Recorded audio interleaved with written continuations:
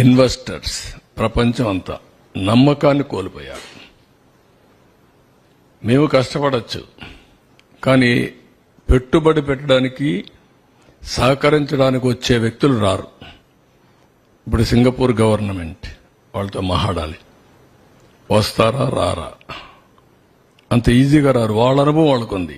మన కోసం వాళ్ళు డబ్బులు పోగొట్టాల్సిన పని లేదు. ఇలాంటి రాష్ట్రాలు, ఇలాంటి దేశాలు కొన్ని వందలు ఉన్నాయి వాళ్లకు. ఆ దేశాల్లో చేసుకోగలుగుతారు ఏదైనా హెల్ప్ చేయాలన్నా. మనకే చేయాల్సిన అవసరం లేదు.